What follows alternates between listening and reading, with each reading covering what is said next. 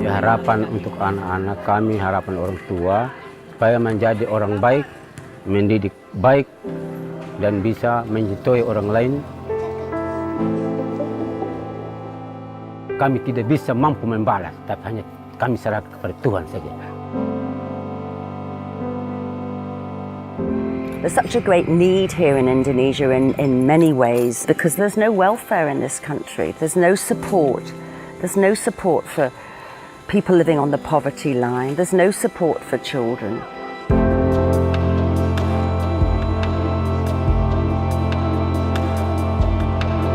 We had a bombing in Bali in 2002 and I went into the hospital to help and spent many hours with a young lady called Jodie O'Shea, who very sadly died a couple of days later. During my time with her, she was just a very, very selfless young lady. Meeting her changed my life. In all her pain, she was thinking of other people, and something shifted from that day onwards.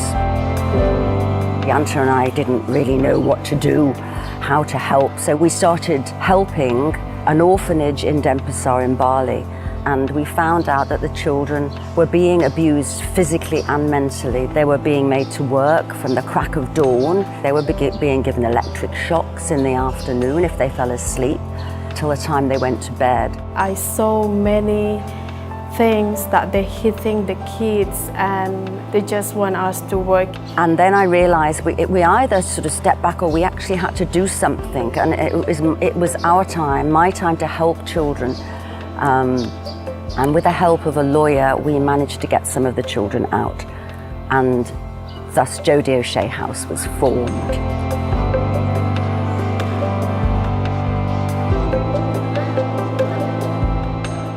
Alison is such a strong-willed, beautiful person, and it's all done from her heart and the love of these children.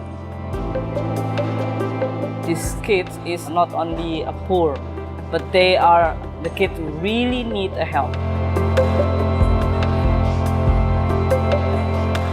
We have to give them education and support them with if they're sad, if they're broken, if they need a company and if they need support. They need that every time.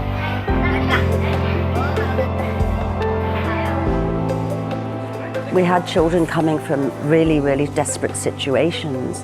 It's beyond our comprehension.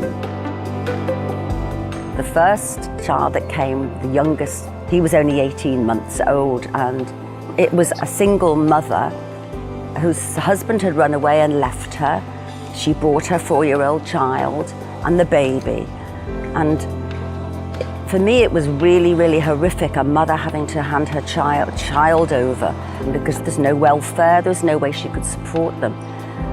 But in 24 hours, those children, they were happy because they had enough food in their stomachs, because they had a bed to sleep on. They also had a big family. And we kept them in very, very close contact to this day with their mother, who's doing very well. I met Alison and Riyanto when I was staying in the other orphanage, and I moved to a new house in Jodie O'Shea when I was 12 years old. They gave us really good educations. They gave me so much time to study, and they gave us really good meals, and also they give us really free times. We can choose what we like, what we interest for, and not pushing for what we don't like.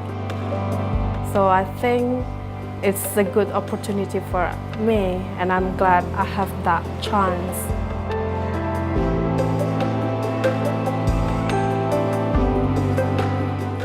So we have children from 18 months old through to 20 years old. And as soon as children leave, other children arrive.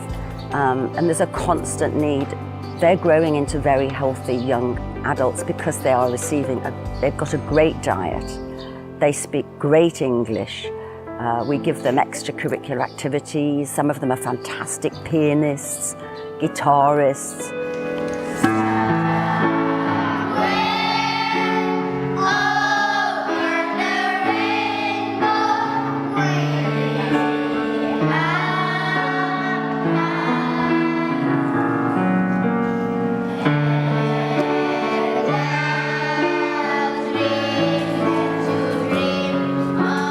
The greatest challenge for me is that they are able to go out and go into the workforce and be independent, happy young adults. This to me is when we've done our job. This is the greatest gift that I have been given in life. To be able to give back and to be able to help children and give them a chance for the future. And I never knew how to do it until I met Jodie O'Shea. It's amazing thing happening here, and the big thank you is to Alison because she don't think about herself. It's just if she want to help, she will help 100%. Dari kami orang tua, hanya kami berterima kasih, puji Tuhan kami sudah anak-anak sudah mendidik baik dan melayani apa saya kebetulan sudah dilayani semua. Kami berterima kasih. Yang kami orang tua harapannya itu sudah yang kami mau.